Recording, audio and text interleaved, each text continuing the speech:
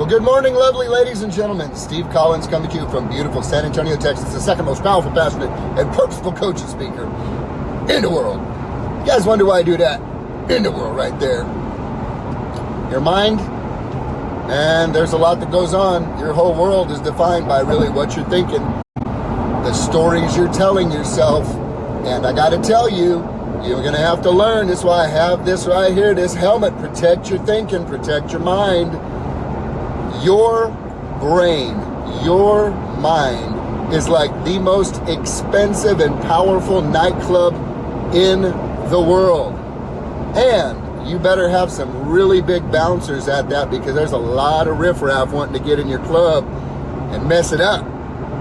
You have to be the armed guard at the gate of your mind to decide who and what you will allow in to influence you, because if you change your thinking, you change your world, and it can be for the better or for the worse, and it can happen real quick. Well, I wish y'all could see what I just see. Somebody ran over a huge old piece of styrofoam. It looks like it's snowing up in San Antonio right now. That's pretty interesting stuff. Are you a healer or are you a hurter is the question today. Are you a healer or are you a hurter? And the conversation I bring to you today is to bring you, again, coaching for free. By the grace of God, I receive many requests to mentor or to work with or to lunches or dinners and brain picking. And because of who I am responsible for, who I'm responsible to in the priority list, and the highly efficient daily schedule that I follow, I'm unable to do this at a level that would be able to touch everybody, which is why I create these morning videos, to give you an opportunity to receive freely what I have been given. So are you a healer or a hurter? This is what I want you to think about today if you're truly interested in discovering this. How do you leave other people when you walk away? What is the experience of other people when you've been around them and when you have spent time with them? Do you leave people filled or do you leave people drained? Do you leave people plussed or do you leave people diminished? Do you leave people feeling great about themselves or do you leave people feeling bad about themselves? Now, what they choose to feel is certainly their choice, and you are not responsible for someone's deciding to feel a certain way. However, you may have much more influence than you give yourself credit for when it comes to how you can affect or change a person's day. You have been the recipient. Let me tell you what I mean by you have been the recipient.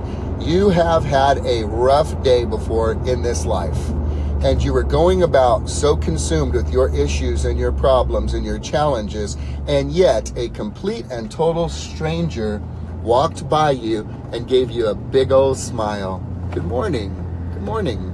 Something that broke in an instant that awareness of yourself and brought a little joy to your life. Now, if a simple, passing, sincere, and genuine smile and good morning could affect you in a certain way, what if, and I challenge you, what if you decided to be intentional to be a healer and not a hurter?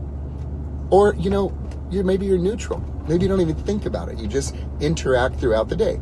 I'm going to tell you, you possess the power to truly change the course of another person's entire day, maybe even their week, by being intentional about spreading a little bit of kindness and love and joy and mercy and grace, a smile. What if you got intentional? What if you had a conversation with yourself before you got out of your car, anywhere you went, and you said, I am going to affect as many people as I possibly can today for good. I'm going to bring healing where there's hurting hearts. I'm going to bring a smile where there's frowns. I'm going to bring a little bit of joy where there's disappointment. I am going to intentionally touch people's lives today and bring healing to their hearts. Although it may be small, although it might be insignificant in your eyes, your ability to be intentional about blessing another person does something phenomenal that I'll tell you about right now in closing.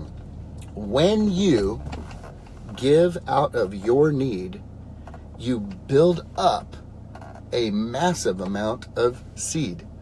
See, when you give out of your own need, what you want for yourself, what you need for yourself, would you like to be encouraged? Would you like for somebody to walk up and give you a big old hug? Would you like for somebody to compliment you on your hair or your dress or your shirt or something? Would you like for somebody to say something kind to you? Would you like for somebody to go out of their way, not look at their phone, lock into you eyeball to eyeball, and truly be present with you for a moment? Would you like that? Well, then I'm going to suggest this. Give it away. Give it away. You know, my favorite book, The Bible, says this: a man who wants friends ought to show himself friendly. Well, I don't have any friends. I don't have any people who feel about me that way. Nobody encourages me, Steve. Everybody just ignores me and nobody really pays attention to me because, whatever. Well, then be for other people what you want them to be for you, because there's a principle in this life called reaping and sowing. What you sow, you're going to reap. You cannot plant corn and get an orange tree. You get corn. If you plant sadness and desperation and depression and just brokenness and whining and fussing and judging, that's a crop you are going to reap. And yet, if you sow out of your need into other people's life, you actually store up for yourself seed that can be watered by others. And you know what? When you take one dead kernel of corn and plant it, guess what? One doesn't come up.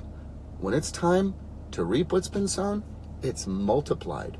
What would you like multiplied in your life? Well, then I'm going to suggest to you today, my friend, you start sowing that seed out of your need into other people. Be a healer, not a herder, this Monday. Have a great day, guys.